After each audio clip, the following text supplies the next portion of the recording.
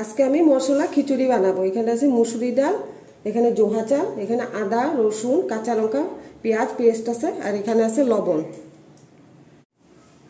এখানে আছে পেঁয়াজ কুচি, আর সোমবারের জন্য গোটা জিরা, এই যে তেজপাতা শুকনা লঙ্কা, এখানে আছে দারচিনি লং এলাচ লং, আর এখানে কাঁচা লঙ্কা আমি ফাটিয়ে নিয়েছি, আর এখানে আছে যে আলু টুকরা করে নিয়েছি, এখানে ঘি, এখানে আছে টমেটো কেটে নিয়েছি, আর এখানে আছে জিরার গুঁড়া ধনিয়ার গুঁড়া লঙ্কার গুঁড়া, আর এই যে হলুদের গুঁড়া।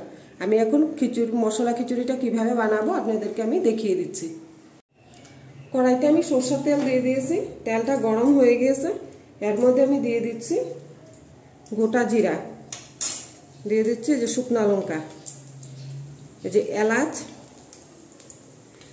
এই যে লং, এই যে দারচিনি, আর দিয়ে দিচ্ছি তেজপাতা। সবগুলো আমাদের লাল হয়ে গিয়েছে। এটার মধ্যে এখন দিয়ে দিচ্ছি আমি পেঁয়াজ।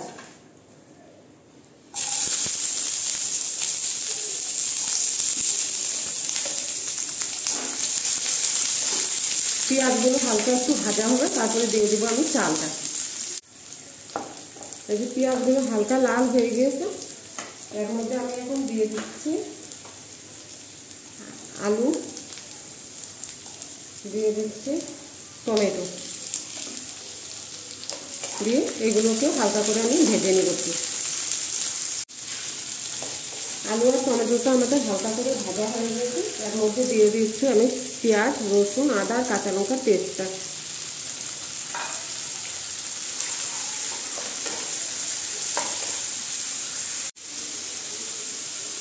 এখন আমি দিয়ে দিচ্ছি এই যে জিরার গুঁড়ো ধনিয়ার গুঁড়ো লঙ্কার গুঁড়ো আর হলুদের গুঁড়াটা, আর দিয়ে দিচ্ছি আমি লবণ। দিয়ে ভালো করে আমি স্টিমটা কমিয়ে মশলাগুলো সব একটু কষিয়ে নেব। মশলাগুলো আমাদের কষানো হয়ে গিয়েছে। এর মধ্যে আমি দিয়ে দিচ্ছি এখন চাল, এটা জোহা চাল কিন্তু মুসুরি ডাল, দিয়ে এগুলোকে আমি হালকা করে একটু মশলার সঙ্গে ভেজে নেব। আমার এই মশলা খিচুড়ি রেসিপিটা যদি ভালো লাগে তাহলে আপনারা লাইক করবেন, শেয়ার করবেন, সাবস্ক্রাইব করবেন। আমি এখন ভালো করে কষিয়ে নিচ্ছি।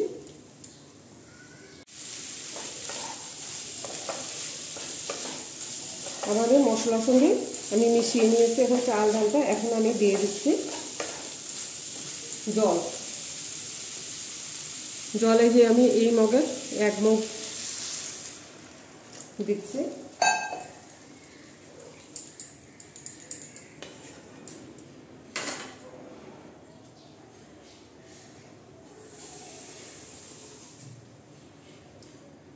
এই যে আরেকটু আমি আরো আধা মগ দিয়ে দিচ্ছি, আর এই যে দিয়ে দিচ্ছি ফাটিয়ে রাখা কাঁচা লঙ্কাটা, দিয়ে আমি আধা ঘন্টার জন্য আমি ঢেকে দিচ্ছি। এই যে আধা ঘন্টা পরে আমি আসছি এখানে, দেখি এখন কেমন হয়েছে। আমি একবার উঠিয়ে একটু লেড়ে দিয়েছি। দেখেন আমাদের মশলা খিচুড়িটা কি সুন্দর হয়েছে। এই দেখেন, এই যে চালও আমি দেখিয়ে দিচ্ছি। এই যে দেখেন চালও সিদ্ধ হয়ে গেছে।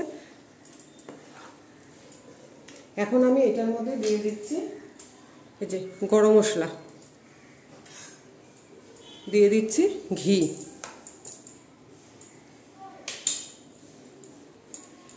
দিয়ে